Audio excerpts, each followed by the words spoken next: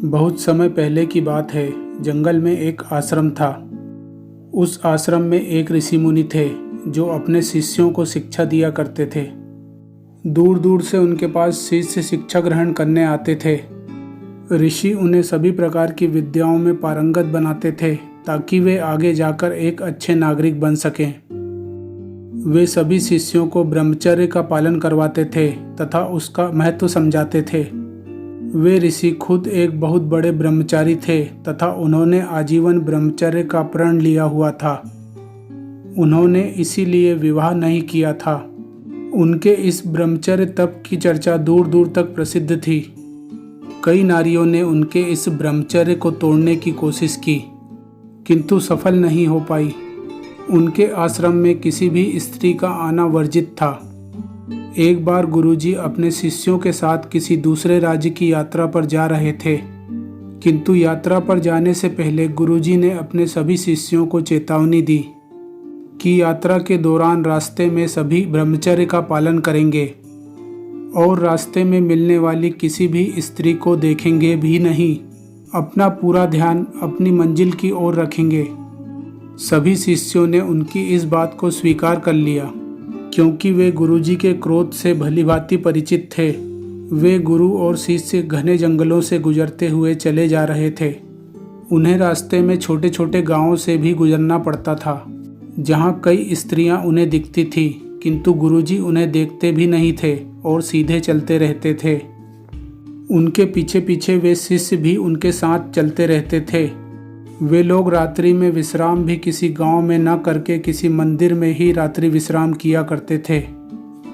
एक दिन वे सभी एक जंगल से गुजर रहे थे। तभी उनके रास्ते में एक नदी आ गई।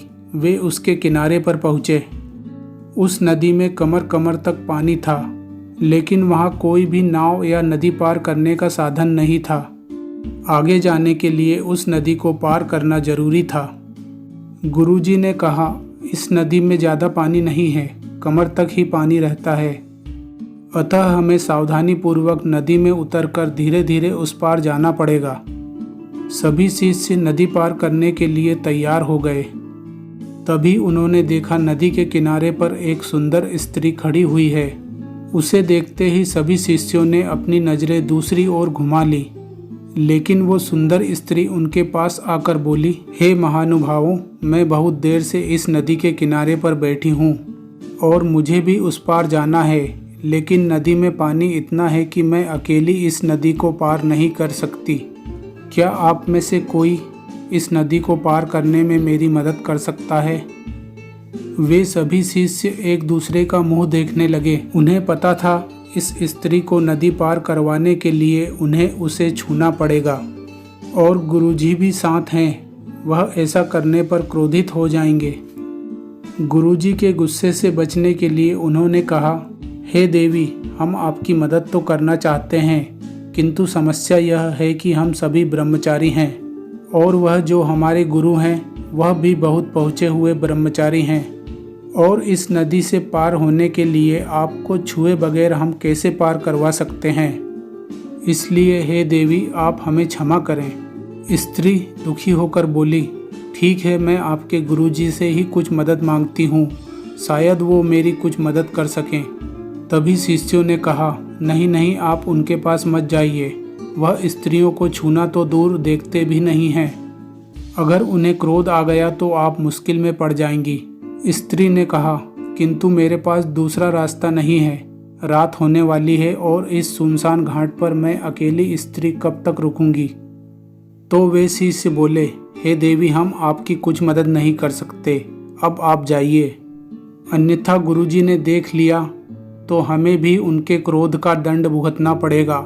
लेकिन वह सुंदर स्त्री गुरुजी के पास गई और उन्हें अपनी परेशानी बताई। गुरुजी ने उसकी पूरी बात सुनी और कुछ सोचने के बाद कहा, अवश्य मैं तुम्हारी मदद करूंगा। और गुरुजी अपने दोनों हाथों में उस स्त्री को उठाकर नदी में उतर गए।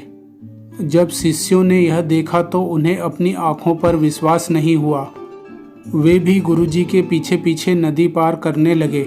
नदी पार करके गुरुजी दूसरे किनारे पर पहुँचे और उन्होंने स्त्री को नीचे उतार दिया और हाथ जोड़कर प्रणाम किया और वह स्त्री उन्हें धन्यवाद देकर अपने रास्ते पर चली गई। किंतु शिष्यों के मन में वह बात बैठ गई।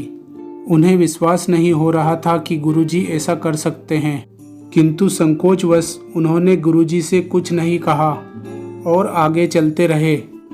उन्होंने एक मंदिर में रात्रि विश्राम किया। रात को सभी शिष्य गुरुजी की इस बात पर ही चर्चा करते रहे। उन सभी से वह घटना भुलाई नहीं जा रही थी। वे सोच रहे थे कि इतना बड़ा ब्रह्मचारी तपस्वी ऐसा कैसे कर सकता है, और वे बातें करने लगे कि क्या उनके गुरु का यह ब्रह्मचर्य दिखावा है। और उन्होंने निर्णय किया कि वे कल इस बारे में गुरुजी से जरूर पूछेंगे, चाहे वे क्रोधित ही क्यों ना हो। अगले दिन सभी शिष्य गुरु आगे की यात्रा पर चल दिए। रास्ते में उन्होंने गुरुजी से पूछा, गुरुजी हमें आपसे एक सवाल पूछना है जो हमारे मन में है। गुरुजी ने कहा, जरूर पूछो, वह क्या सवाल है। तो पहला शिष्य बोला, गुरुजी आपने कल एक स्त्री को अपने हाथों में उठाकर नदी पार करवाई, जबकि आप तो बहुत बड़े ब्रह्मचारी हैं और अपने शिष्यों को भी स्त्री से दूर रहने की शिक्षा देते हैं। लेकिन गुरुजी आपके ऐसा करने से हमारा मन उस घटना को भूल नहीं पा रहा है। मन में कई सवाल उठ रहे हैं, उनका समाधान कीजिए। यह सुनकर गुरुजी आश्चर्य से उनकी ओर देखते हुए बोले, किस स्त्री की बात कर रहे हो। गुरुजी की इस बात को सुनकर सभी शिष्यों को बड़ा आश्चर्य हुआ। एक शिष्य बोला, गुरुजी कल जब हम एक नदी के किनारे पर पहुंचे थे और नदी में कमर तक पानी था, वहां एक सुंदर स्त्री थी जो नदी पार करने के लिए सहायता मांग रही थी, किंतु हमने ब्रह्मचर्य व्रत के कारण उसकी मदद नहीं की, किंतु आपने उसे उठाकर नदी पार करी। गुरुजी उन शिष्यों की पूरी बात सुनकर और उन सभी के चेहरों के भाव को पढ़कर मुस्कुराकर बोले, अच्छा तो वो स्त्री अभी तक तुम्हारे मन में है, मैं तो उसे उसी समय भूल गया था। शिष्यों ने कहा, लेकिन गुरुजी आपने उसे छुआ, इससे आपका ब्रह्मचर्य नष्ट नहीं हो गया क्या। गुरुजी शिष्यों से बोले, हे शिष्यों, अगर कोई मुसीबत में है तो उसे सहायता पहुंचाना हमारा कर्तव्य है। मैंने जब उस स्त्री को उठाया तब मेरा मन बिल्कुल साफ था, मन में किसी भी प्रकार के अन्य विचार नहीं थे। मैंने उसके बारे में विचार ही नहीं किया और मेरे हाथों ने तो उस स्त्री को पल भर को छुआ था, किंतु वह स्त्री तो कल से ही तुम्हारे मन में है और सारी रात रही और अभी भी तुम्हारे मन में है। मैं तो उसकी मदद करके उसी क्षण उसे भूल गया, किंतु वो तो तुम्हारे मन में है, अर्थात ब्रह्मचर्य तो तुम सभी का नष्ट हो गया है।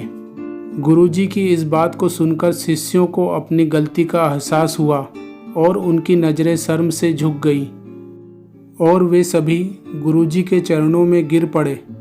तब गुरुजी ने उन्हें उठाकर समझाया कि ब्रह्मचर्य का मतलब यह नहीं होता कि हम केवल शरीर से ब्रह्मचारी बने, बल्कि शरीर से पहले हमें मन से ब्रह्मचारी होना जरूरी है। अगर हमारा मन गंदा है और हम ब्रह्मचर्य का दिखावा करते हैं तो वह ब्रह्मचर्य नहीं कहलाता है। तो दोस्तों, इस कहानी से हमें यह प्रेरणा मिलती है कि किसी भी कार्य को करने से पहले अपने शरीर से पहले अपने मन को उस कार्य में लगाना चाहिए। अगर आपका मन किसी कार्य को करने में नहीं लग रहा है तो आपके शरीर द्वारा किया गया वह कार्य कभी सफल नहीं होगा। दोस्तों, उम्मीद है आपको यह वीडियो ज़रूर पसंद आया होगा। दोस्तों, अगर आपने अभी तक हमारे चैनल को सब्सक्राइब नहीं किया है तो सब्सक्राइब ज़रूर करें, ताकि हमारे आने वाले हर ज्ञानवर्धक और मोटिवेशनल वीडियो की जानकारी आप तक तुरंत पहुंच सके।